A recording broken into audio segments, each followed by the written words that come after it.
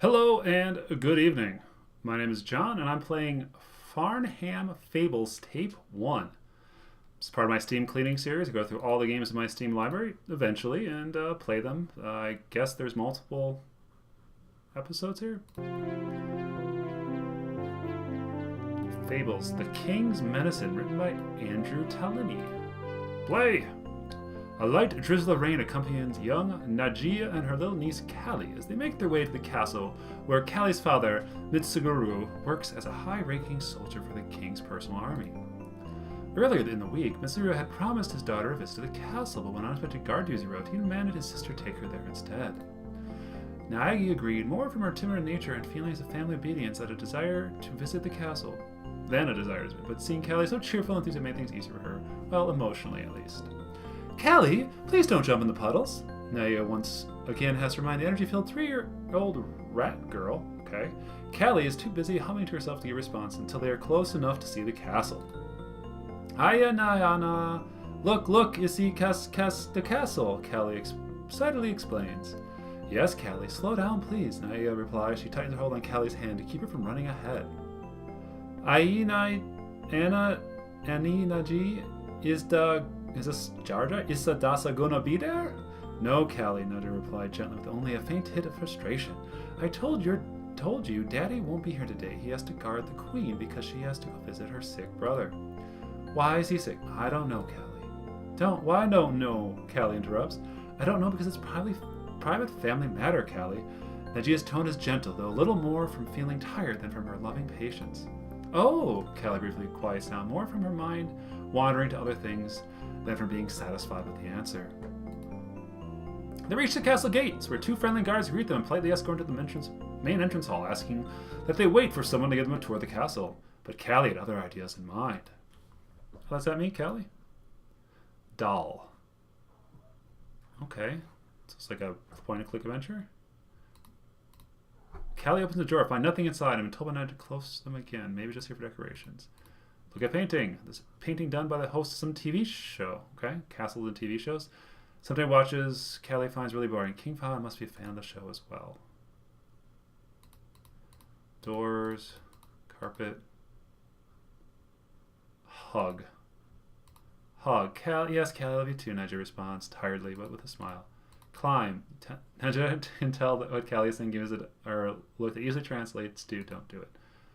Talk to Neji. Why are we waiting? Where's the king? I want to explore. I want to explore. And Anaiji, I want to explore to see the castle, Callie says impatiently. I know you want to, Callie.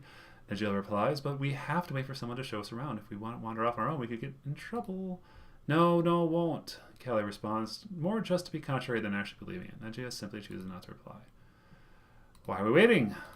We're waiting for someone to give us a tour of the castle. I don't want to wait, Callie responds mopingly. Naya doesn't respond. Where's the king? Ananaya, where's the king? I don't know, Callie. He's probably very busy today, so we probably won't see him. Although Callie is disappointed, Naya just secretly hopes they don't see the king, as she's already nervous just being in his glorious castle. Why are we waiting? Where's the king? Where's Daddy? Anna, where's Daddy? Anna sighs, takes a breath, and responds, Daddy has to guard the queen because she needs to visit her sick brother. I don't know why he's sick. It's a family matter. Done talking. Doll. Look at Doll. Callie's Freya doll was only made Aunt Nadja, and although Nadja likes doll-making experience clearly shows, Callie trusts more than anything she owns. That looks like Freya from Final Fantasy VII. Appears this door is unlocked. Callie really wants to know what's on the other side. Go. Can I not? Look at Callie. Callie, you saw it. I better notice Callie's a full energy excitement. We don't really wait on right here. Touch. Polish, no chance of getting any splinters running hands off the desk, which you shouldn't be doing. Touch. Painting. Callie, don't touch the painting. It just says the instant Callie spends more than 3 seconds looking at the painting. Look at door? How do I? Bit overwhelming, it's like castle. Touch. Callie knows she shouldn't grab Neji's tail, but she still doesn't understand why doing so makes Neji so frustrated and embarrassed. Give doll to Neji. Doesn't want her doll.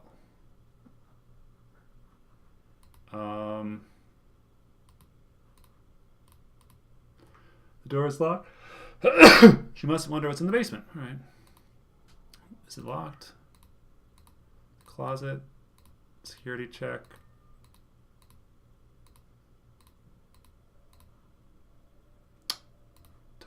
painting. The only painting I say about artist's name is Olive Corn, but Callie isn't able to read very well. It doesn't care enough to ask Najee to read it for her. Take.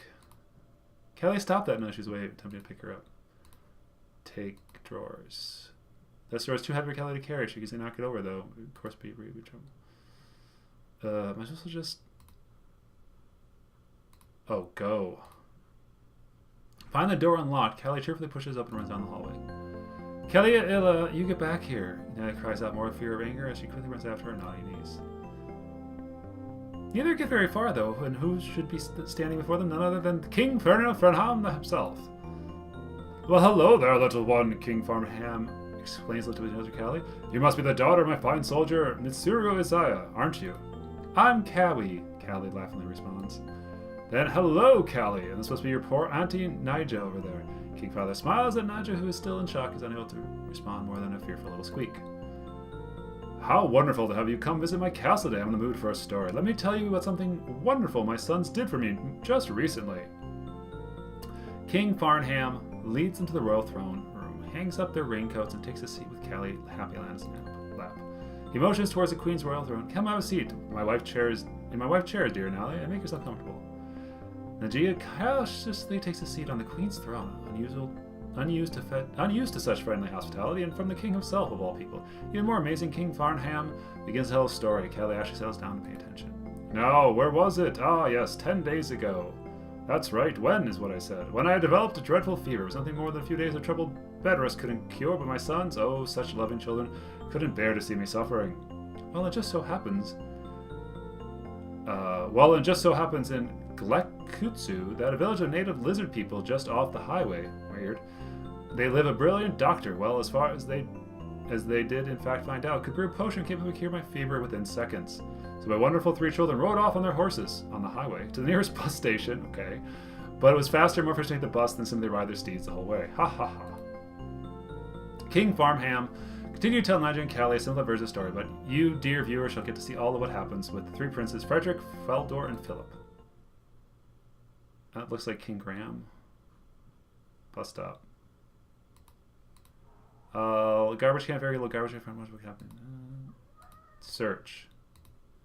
Few tissues, a red candy wrapper. Frederick certain belongs to 100 gram. That's copyrighted. You have to put the tracer. I have a sword. Look at bus stop. Bus stop. Go to the crossroads. Go left. Go diagonal. He's naked. Frederick and Philip went to the doctor's hut, but upon seeing the doctor, Philip says to stand at the door. Although he was anticipating the village were little, he wasn't expecting to see the doctor wearing practically nothing at all. It's like wearing nothing at all! Hey, good comrade upon all of you. Welcome outside us, the friendly doctor says. Ye can just call me Dr. Keith, man. It's all good. So what brings you hip humans to my humble home? Greetings, Dr. Keith, Frederick says. Not really bothered by the like. I'm Prince Frederick Farnham. These are my brothers, Feldor and Philip. Our father is very sick, adds plainly. It's possible we wish to shorten the length of his time and needs to be in order to regain his health. My brother claims you know a cure. Is that true? Oh, man, you guys, Dr. Keith says. What a total bummer here to King's not feeling well. The good vibes he richly deserves. But wow, to come out all the way to help you follow that. Total good karma, man. Now let's have a look, Dr. Keith says, searching his mental supplies. Bummer, man. I have everything I need except for this one mushroom here. Showing the brothers a picture in the book. But it's like in the forest and no one's allowed to get in there right now because the terrible monster's like wrecking the place and the harmony of the forest, man. Don't leave a problem, Russ, Frederick says. And besides, we're rich white men. What monster would face no match my older brother? Frederick in response simply smiles and nods. Oh, man, you guys, Dr. Keith responds, tearing up a little. You truly love your father, man. All right, I'll get everything else ready while you go. Godspeed, noble princes. Cool. 3 princes start to leave. The woman suddenly calls out to them. Wait! She's also naked, so anime warning. Wait, sirs, please wait. Please, sir, she pleads while catching her breath. My name is Rachel, and my daughter Gloria, she's run off too. I told her, but couldn't go to the forest today. It's too dangerous today, but she mustn't. When I wasn't looking up, Rachel's eyes begin to slowly tear up. Frederick walks up to the poor lizard woman and gently places his hand comforting on her cheek, briefly startling her, but also calling her to blush a little. Isn't she a lizard? Do lizards blush? I swear to you, dear Rachel, we will find your daughter Gloria and bring her back safely from the forest, Frederick says, his gentle voice full of confidence. His brothers nod in agreement, knowing their father would be more understanding than further delay. Thank you, Rachel whispers as Frederick gently brings his arm around her in a comforting hug. Fredward and Philip wait patient while Frederick continues to hug Rachel, comforting her until her eyes nearly fill with tears. Too worried to wait at home, Rachel waits by the village entrance and is briskly ready to go. Cool. To the forest. There's a stump.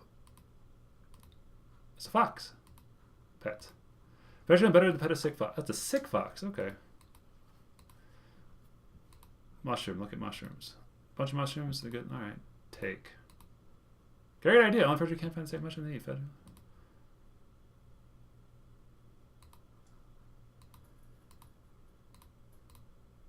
Wait. Take. Fludor. Oh, I need a switch. There you go. Take.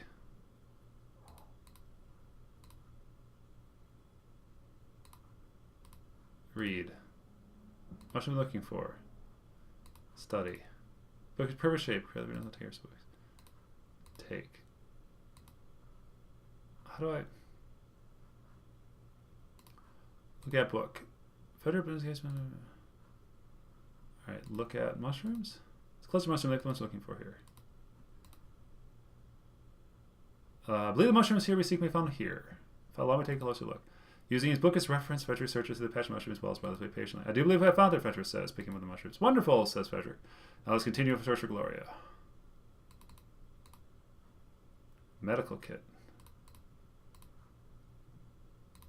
You get close, fox won't know what medicines the kid should drink. Philip should be tending. You're close, but the fox won't know. Philip should try tending. Oh, tend to fox. Philip can tell us something wrong with the fox and leaves the right medicine to make him better. Thanks to the ability to communicate with animals, okay, Philip is able to convince the fox to trust him and takes the medicine from the medicine kit. The fox immediately begins to feel better. Frederick and Floater wait while Philip continues to communicate with the fox until he returns to them. The poor thing, Philip says. He nibbled on some mushrooms to see if they were safe, but they gave him a terrible tummy ache. I'm glad you're without the fox, Floater says. Oh, that's not all. I told him about her search for Gloria. He says he could help us find her by bringing something with her scent. If you remember Rachel, say Gloria brought anything to force her. Perhaps we can find something. Pebbles. So he takes the pebbles.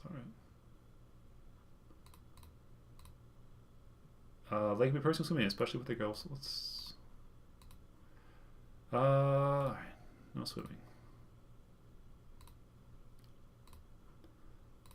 Hug, kiss, stitch. No, we're gonna talk. No, where's Gloria's father? Come on now.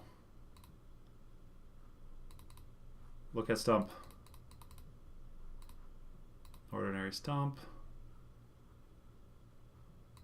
Will you swim in the lake? Nope. Nope. Oh, it's a rock. I'll put pebbles in the rock, right?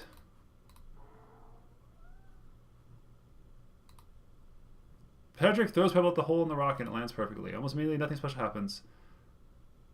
Takes the pebble back.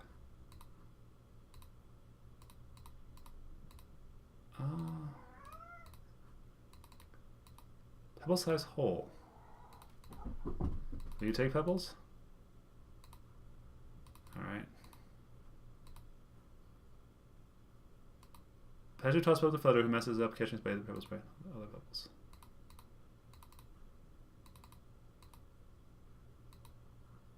Alright.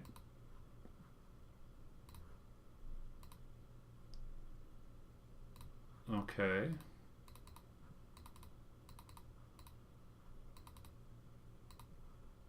Let's do this pebble magic.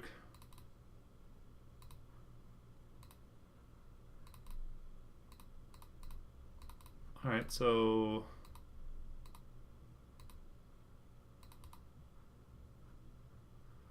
Okay.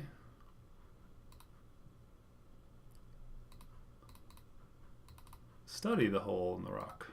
Frederick can think of the reason the rock is a pebble-sized hole in it, even how that came to be. Maybe there used to be something here, but what could that have been? Okay.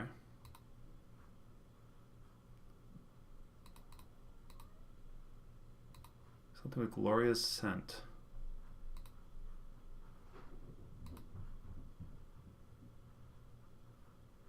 Didn't find anything there.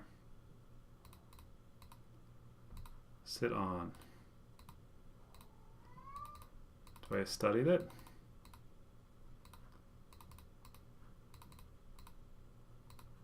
Alright. Something at the bus stop? No.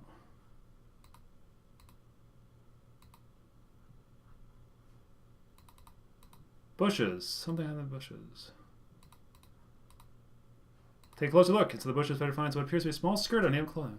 Alright. You don't suppose it belongs to Gloria, does it? Frederick said while taking the skirt out of the opening.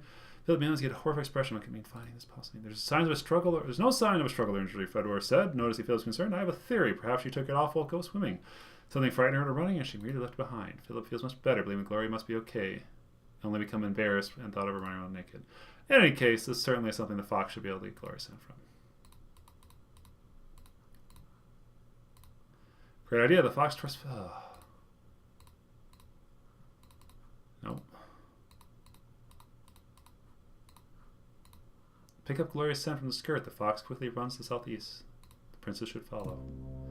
Following up the fox, the princess is surprised to find it cleared away the bush, revealing a clearing. Oh, thank you so much, kind fox, Philip says, and returns to the brothers. He says that Gloria is through here, hiding behind the really tall tree. Frederick felt a bit embarrassed. He wasn't able to find the clearing himself. Suddenly, the fox looks startled, sensing danger. As the fox runs off, Philip goes, "Oh, goodbye, kind fox. Hope everything's okay." As soon as they find the three enter the piano, they see Gloria behind a large tree. Hey, you're not monsters. You're, humies. I think you mean humans, Fedra said. Mommy said I couldn't come here because of the monster, but I saw the monster and he was scary, so I ran away and I couldn't find me because I was hiding. Well, your mother wants you to come home now. And she'll probably want to give you a great big hug because she was very worried about it. Okay. Suddenly, a large wild boar comes charging in, blocking the only exit. Ah, monster! Gloria cries out, covering her hands to her face. The boar looks ready to charge. With fierce determination in his eye, Frederick gets between Gloria and the wild boar, his sword ready and strong in his left hand. Be gone, you monster, or feel my sting! Frederick commands the boar, voice powerful and unshaking. There was no fear found the wild boar's hate-filled eyes, but looked more suddenly charged at Frederick. Clang. Whoa. Although Frederick's sword isn't sharp, but while he can still hurt the Dickens. Tears of pain in its eye, the wild boar retreats back to the forest, now completely terrified of the strength and bravery of valiant Prince. Yay! Gloria cheers. You're my monster, go away. Boom, you're my Humie hero. Haha, I'm glad you're okay, Gloria. Now let's get you home. Frederick is happily picking up Gloria and taking her. Gloria laughs aloud, cheerful, potential traumatic experience, not just happy moment. She's in my inventory. Can I... Here's your pants. Gloria doesn't want to get dressed. Okay. Good to know. As the reaching village, Gloria suddenly runs ahead. Rachel notices them. Mama, mommy, Gloria explains. I saw the monster and Prince Frederick, monster go. He go foom. Gloria, Rachel exclaims, immediately picking up Gloria for a hug. Oh dear, Gloria, please, please, please don't ever run away like that again. I was so worried. I won't, Gloria responded unconvincingly. Oh, Gloria, you lost your skirt I made for you, Rachel said with a hint of frustration. Oh, no, she didn't, Frederick responds, handing the skirt. She didn't want to wear it, which is definitely fine by me. Here you go. Oh, really? Well, Mama wants everyone to see a cute little skirt she made for Gloria. Come over here, sweetie. Well, she clearly doesn't want it. Gloria stands on love Rachel, put the skirt on her back on her. Thank you, oh, so much. I can't thank you enough. Without speaking a word, Frederick walks over and Rachel gives her a hug. Unsurprisingly, Rachel hugs back in response and Gloria joins in as well. Whenever you're ready, we still need to live much with Dr. Keith. My apologies, sweet Rachel. Flodor is right. We came here to get some medicine to help our father, but I promise you both I'll come back, perhaps even tomorrow. Oh, I understand, Rachel said. Thanks again so much, and hope King Father feels better. Great. Mushroom. Keith gets the mushroom. Far out, man. You got the mushroom. Totally outrageous. I can have the medicine for you in a few minutes, man. Just have a seat and chill here for a spell. You guys earned it. Frederick and Floater take a seat behind the bed while Philip continues to wait in the doorway. Dr. Keith finishes the medicine. They tell him all about their adventure rescuing Glory. Most righteous. You guys are bee's knees. Tell you what, this medicine free of charge, man. No, I won't hear otherwise. Karma's telling me you good guys deserve it. Having finished the medicine, Dr. Keith hands the bottle to Feldor. Thank you so much, Dr. Keith. Hey, no problem, man. Stop by anytime you need good vibes or just feel like shooting the breeze. Godspeed, noble princes. Alright. Get on the bus. Ride that bus. The three princes get on the bus and ride back to the station where they left their horses parked and quickly ride to the castle. Frederick was the first by my bedside, but Feldor and Philip arrived just in time for me to drink the wonderful medicine. It tasted like cherries, might I add. The result was so imminent that I thought it was but a dream, but no, in fact, the truth is in seconds, my health had fully returned, and that, I'm afraid, the happy ending of the wonderful story. King Falmohama, Calais asks, is that true story? King Paladin laughs a little and says, Dear Callie, I promise you the story is real as you and I. The proof is in the present, as I always say. Now you don't see me suffering from nasty fever, do you now? No, Callie responds. Still hanging on the king, violence everywhere. Now Jet had even forgotten her nervous in the presence of the king. Found she was too wonderful time listening to his story. Oh dear me, is that the time? I apologize, but please let me mind that meeting to the royal advisors in 17 minutes. I do hope you understand. Oh, thank you again, your majesty. We have an errand to finish up today, and we'll thank you again for that wonderful story. Bidding the king farewell, the happy young aunt and careful little niece put on their raincoats for leaving the castle and headed home. The story is still fresh in their minds. Especially Callie as she babbles on about her favorite parts of the story the entire walk. Nana simply smiles and nods, happy that their visit to the castle went far better than she ever could imagine. The end. Well, there you go. Farnham Fables, episode 1. I guess that's the entire game. Would I recommend it? No. I mean, maybe for kids, but there's a lot of reading, so not for young kids. There was like 4 item interactions, but the inventory showed like 50. Switching between brothers seemed unnecessary, just seemed tedious. The pebble puzzle didn't seem interesting. The art was kind of rough. Look, they wrote a story they wanted to, Mr. Andrew Tellini. I'm not here to say you did a bad job. I'm just saying, okay, what I'm trying to... the story did not capture my attention. I hope you keep working on it, but the first one feels a little thin. There we go. Cheers.